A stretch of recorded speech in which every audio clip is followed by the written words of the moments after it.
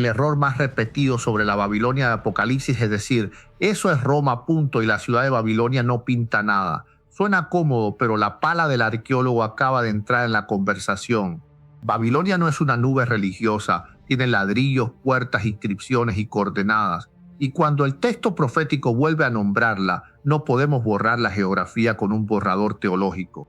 El sitio arqueológico de Babilonia está en Irak, al sur de Bagdad, junto al Éufrates. La UNESCO lo reconoce como los restos de una de las ciudades imperiales más influyentes del mundo antiguo. Ahí aparecen murallas, puertas, palacios, templos y la vía procesional. O sea, la Biblia no bautizó con un nombre poético a una idea flotante. Habló de una ciudad que todavía deja polvo en los zapatos.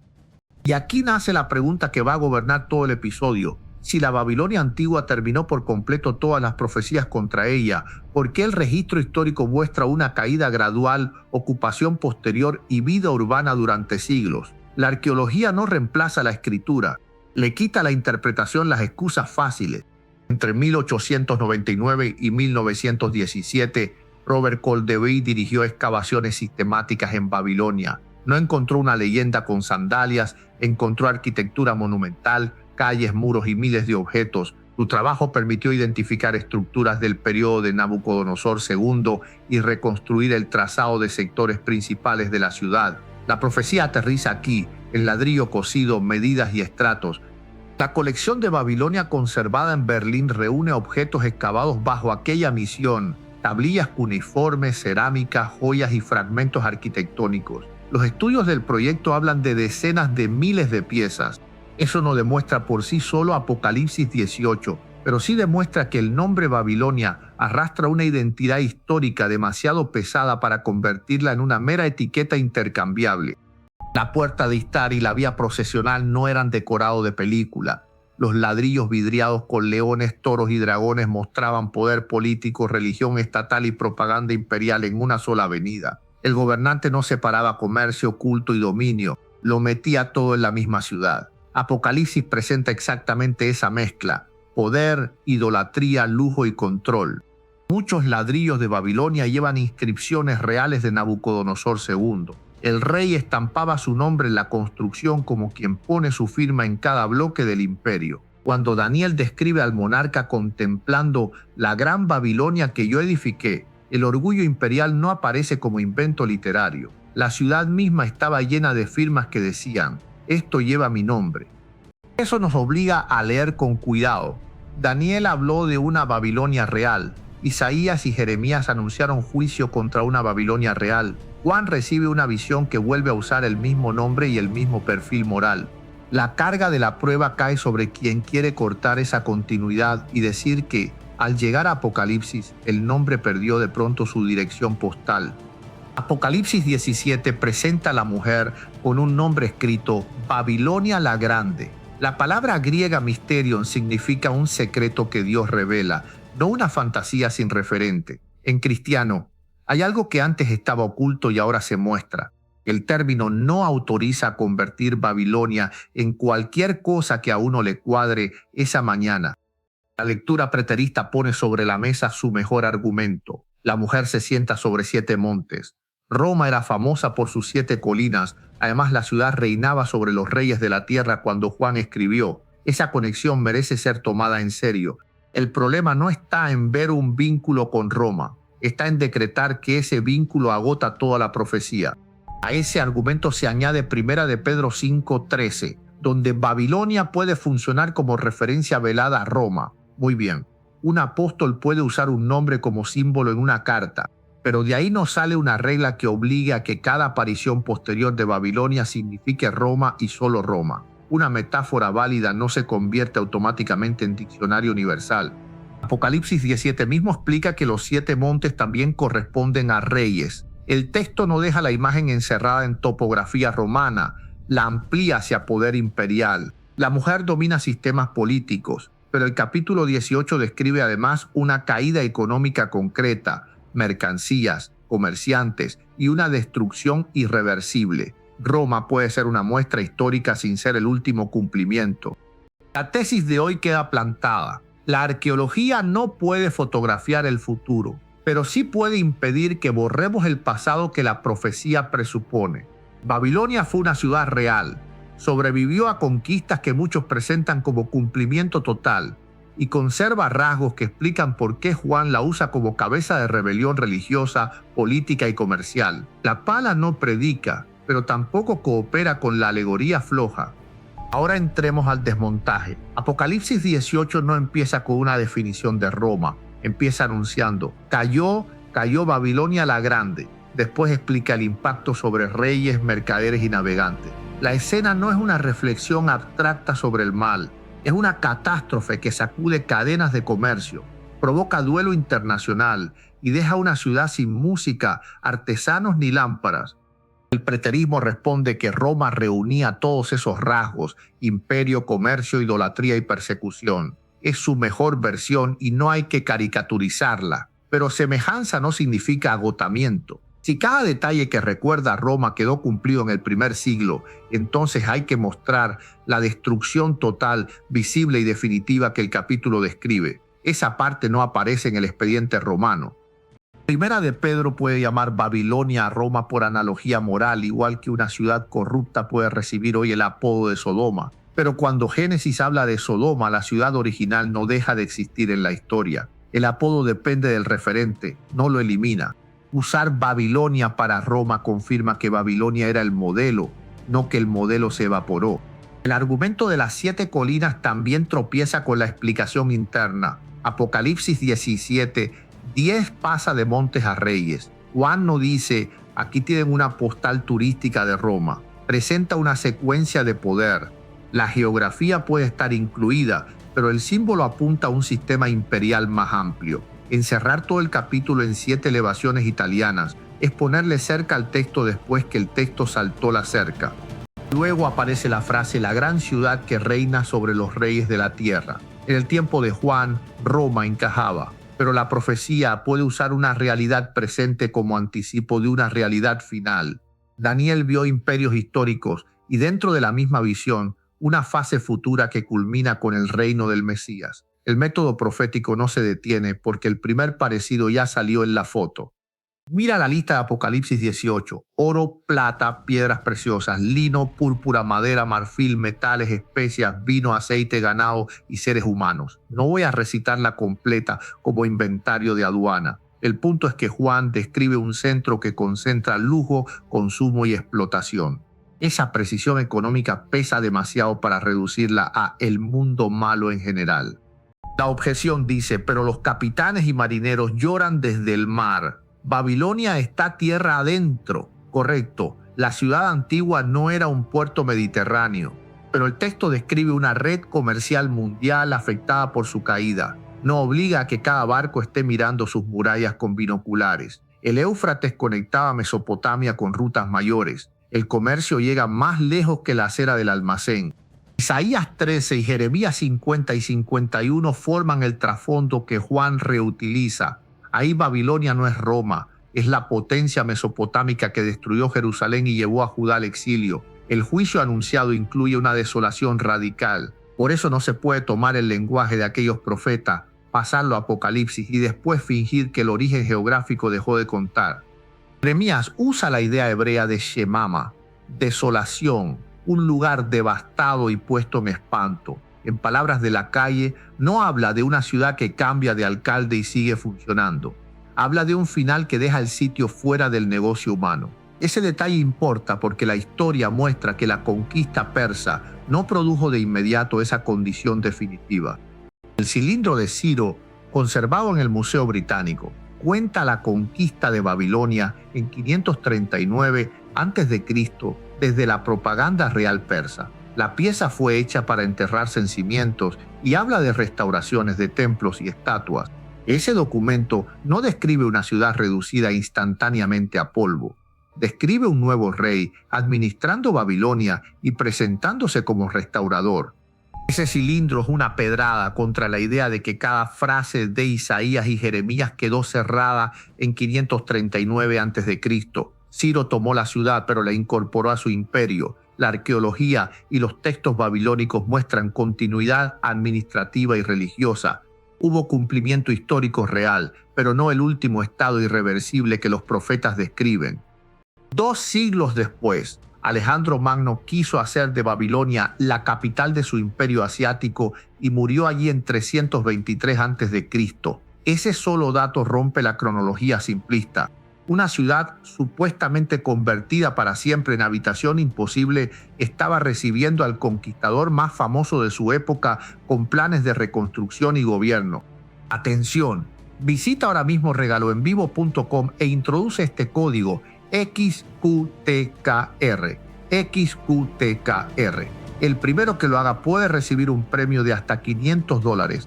Corre a regaloenvivo.com y participa gratis. Las excavaciones también encontraron un teatro de estilo griego y materiales de periodo helenístico y parto. Eso muestra que Babilonia siguió respirando después de Ciro. Fue perdiendo importancia, sí. Seleucia la desplazó, sí. Acabó en ruina, sí. Pero el proceso fue gradual. La profecía habla de una caída final. La historia antigua registra una larga retirada, no un apagón instantáneo. Aquí la lectura del cumplimiento total queda atrapada por sus propias palabras. Se afirma que la conquista persa agotó la profecía. La arqueología les responde con Alejandro caminando por Babilonia, un teatro griego funcionando y ocupación posterior. Para salvar la teoría tendría que decir que nunca más habitada significa habitada durante siglos, pero con menos entusiasmo. Tremenda traducción inmobiliaria. La defensa contraria suele apelar a la hipérbole profética. Los profetas exageran la caída para comunicar gravedad. Hay casos de lenguaje elevado, claro, pero aquí no tenemos una frase aislada. Isaías, Jeremías y Apocalipsis acumulan imágenes de desaparición, silencio, ausencia de habitantes y juicio sin retorno. Cuando 3 expedientes repiten la sentencia, no es prudente declarar la figura porque la cronología molesta. Jeremías 51 dice que Babilonia no será tomada como piedra de esquina ni como piedra de fundamento, sino que quedará desolada. Juan retoma la misma clase de lenguaje. Una piedra como gran molino es arrojada al mar y así será derribada Babilonia. La conexión no es decorativa. Juan está llevando la profecía antigua hacia su cierre. Al final de Jeremías 51, el rollo de juicio se ata a una piedra y se arroja al Éufrates como señal de que Babilonia se hundirá. Ese acto profético ocurre ligado a un río, una ciudad y una historia concreta. Apocalipsis usa una acción parecida con la piedra de molino. La Biblia misma construye el puente. No hace falta inventarle una autopista hacia una alegoría sin dirección. La geografía vuelve a aparecer antes de la caída final. Apocalipsis 16 menciona el secamiento del gran río Éufrates y poco después recuerda a Babilonia ante Dios. Eso no prueba por sí solo que cada escena ocurra en el mismo kilómetro, pero crea una secuencia mesopotámica difícil de ignorar. El texto no anda repartiendo nombres al azar como números de una rifa. La arqueología confirma que el Éufrates era parte esencial de la vida de Babilonia. Canales, accesos y la posición de la ciudad explican su capacidad económica y militar. Cuando Jeremías imagina el juicio junto al río y Juan vuelve a mencionar el Éufrates antes de Babilonia, la lectura literal tiene continuidad histórica. La alegoría total, en cambio, tiene que pedirle permiso al mapa para no mirarlo. El amilenarismo y otras lecturas simbólicas responden. Apocalipsis está lleno de símbolos.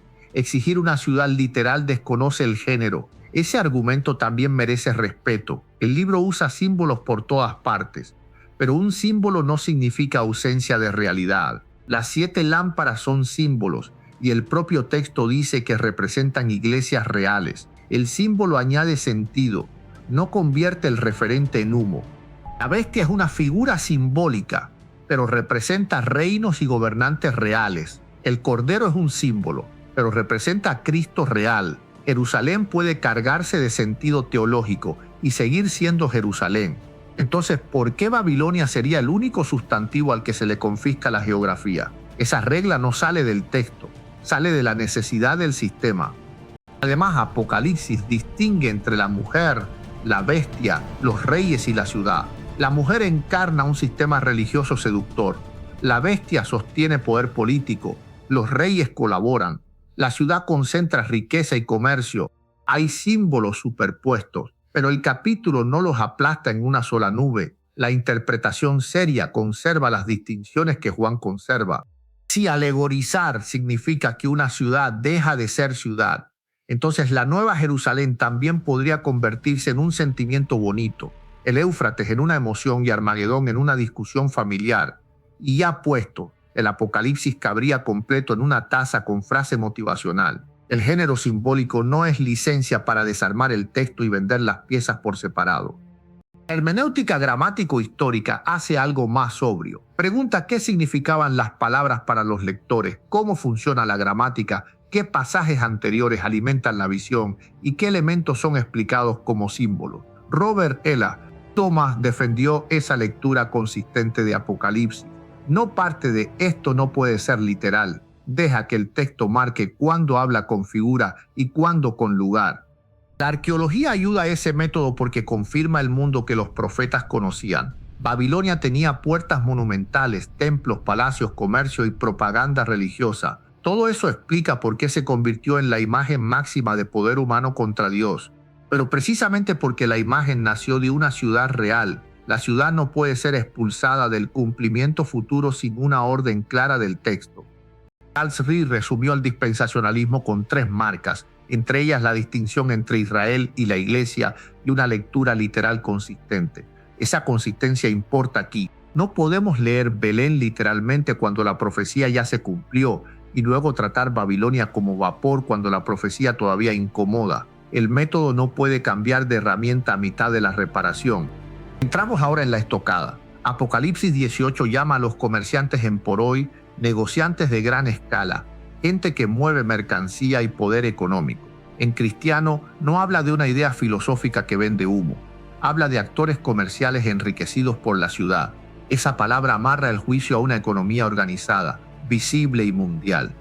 El texto dice que los comerciantes de la tierra se enriquecieron por el exceso de su lujo. Luego los presenta llorando porque nadie compra más sus cargamentos. La lógica es concreta. Existe un centro de demanda. Ese centro cae. El mercado se desploma.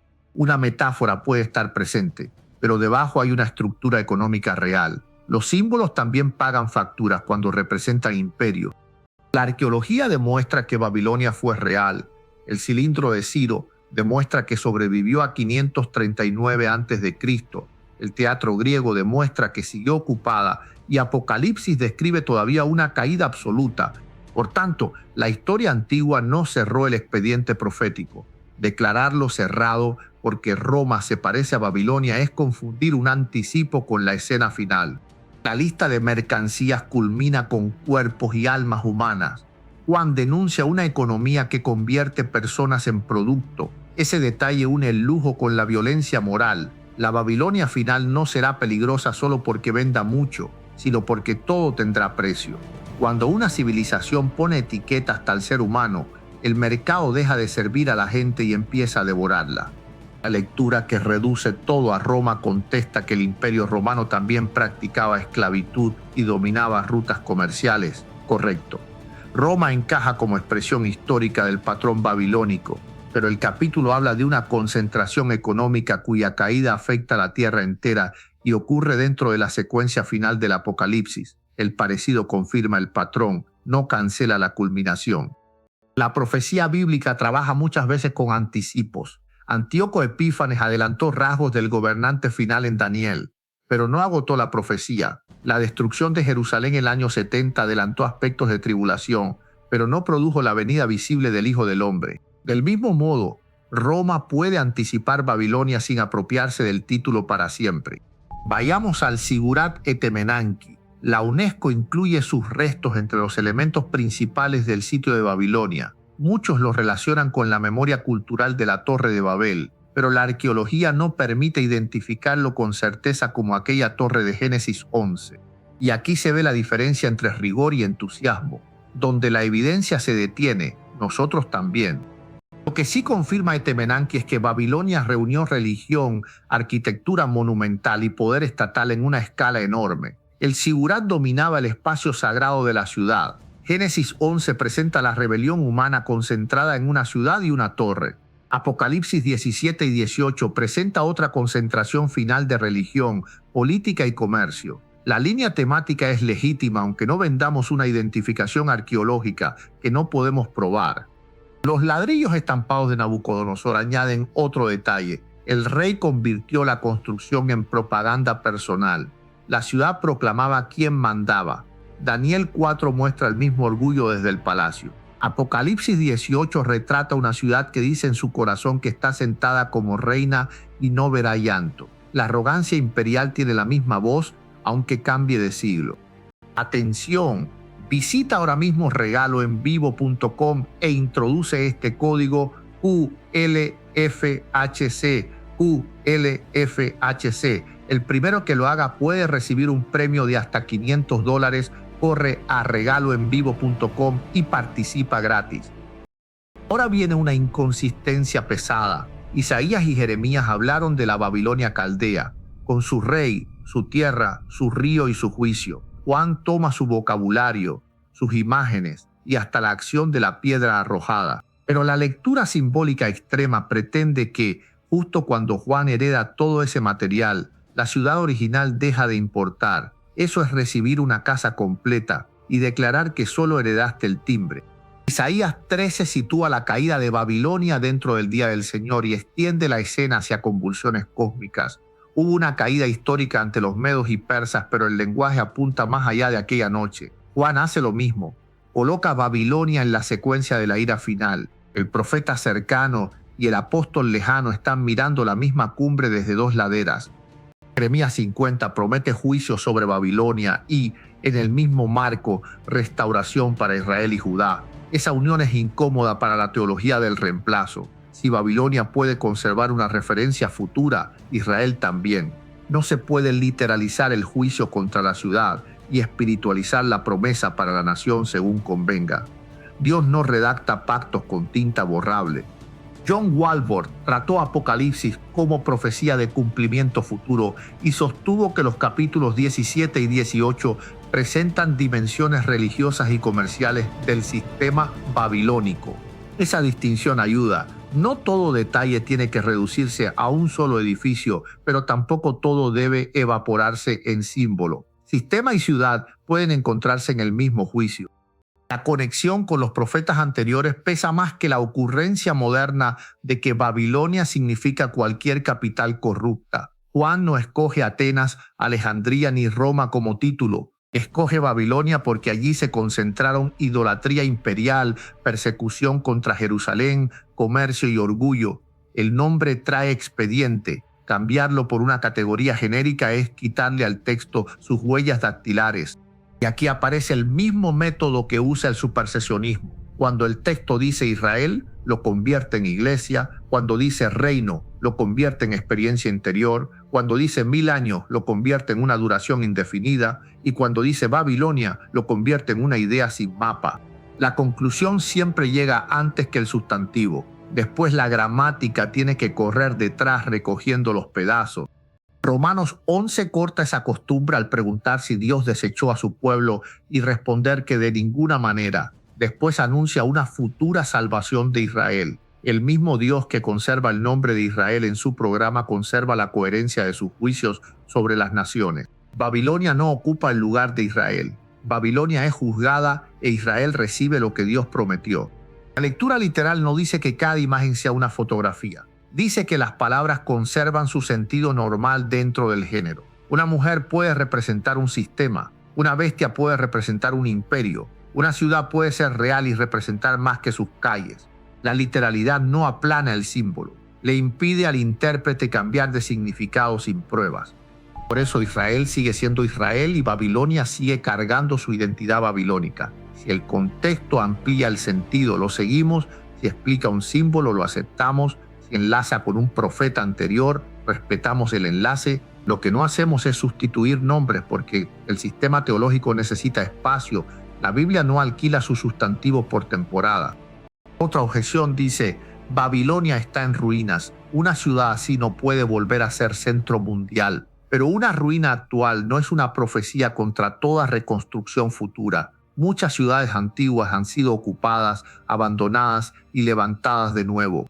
El argumento desde el estado presente confunde una fotografía con una sentencia divina. La Biblia anuncia lo que será, no lo que parece rentable hoy.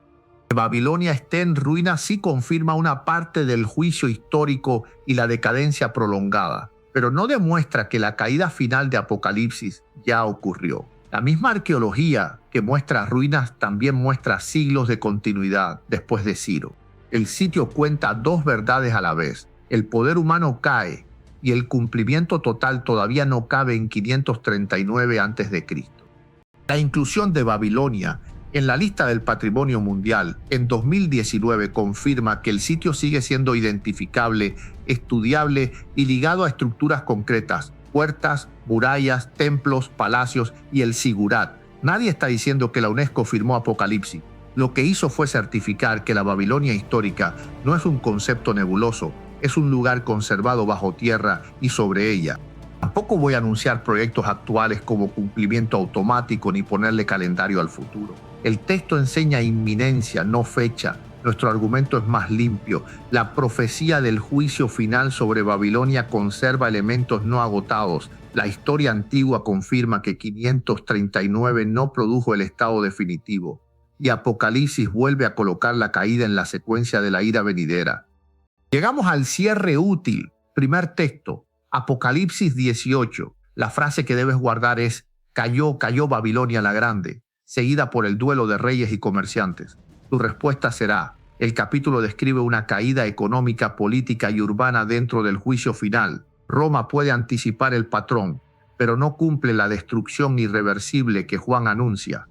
Segundo texto, Jeremías 51. Guarda la señal de la piedra arrojada al Éufrates y la sentencia de hundimiento. Tu respuesta será: Juan reutiliza esa imagen en Apocalipsis 18, de modo que la Babilonia final está conectada deliberadamente con la Babilonia histórica. No es una palabra escogida porque sonaba dramática, es continuidad profética.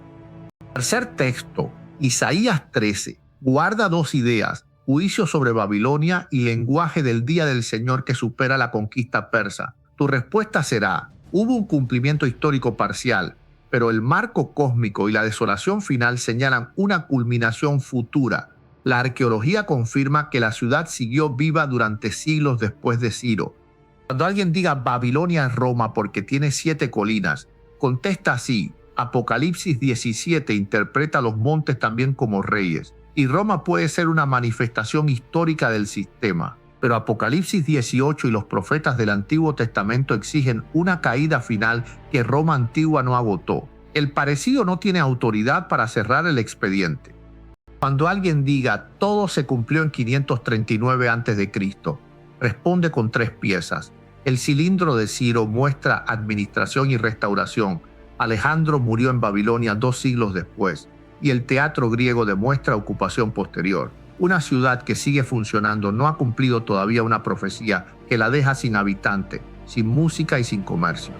La pala encontró una Babilonia que sobrevivió a Ciro. La historia encontró a Alejandro gobernando desde allí, y Juan todavía vio su caída definitiva en el futuro.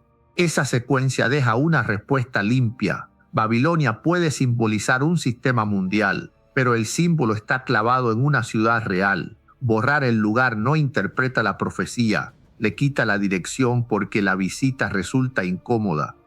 Y para que nadie use este tema contra Israel, Romanos 11 dice que los dones y el llamamiento de Dios son ametámeleta, irrevocables, sin marcha atrás. En cristiano, Dios no cancela lo prometido a Israel. Babilonia enfrenta juicio por su rebelión. Israel conserva futuro por el pacto divino. Confundir esas dos líneas es mezclar la factura del enemigo con la herencia del Hijo. La arqueología no escribió Apocalipsis, pero le cerró varias salidas de emergencia a la interpretación cómoda. Confirmó la ciudad, su poder, su religión, su comercio y su continuidad después de la conquista persa. El texto aporta lo que la pala no puede: el juicio final. Juntas, la piedra y la profecía dejan poco espacio para una Babilonia convertida únicamente en apodo. Así que la próxima vez que te digan que Babilonia es solo una metáfora, pregunta dónde guardamos entonces la puerta de Istar, el cilindro de Ciro, los ladrillos de Nabucodonosor, el teatro griego y las profecías enlazadas de Isaías, Jeremías y Juan. Porque para ser una ciudad que supuestamente no importa, Dejó demasiadas pruebas ocupando espacio en los museos. Y esto es lo que muchos no logran ver. Dios no rompió su promesa con Israel para dársela a la iglesia. Son dos programas distintos, dos pueblos, un mismo Dios fiel que cumple cada palabra que dio. Ahora escúchame bien, porque esto no se detiene aquí. En cuestión de segundos arranca el próximo bloque. En esta misma transmisión, sin que tengas que mover un dedo. No te vayas. Lo que viene ahora te va a sacudir tanto como esto que acabamos de ver. Y te lo digo de verdad, no quiero que te lo pierdas. Déjame abajo en los comentarios qué piensas y agarra tu celular ya mismo y mándale esta transmisión a alguien que necesite escucharla hoy. Quédate ahí conmigo, que esto sigue y lo próximo empieza justo ahora.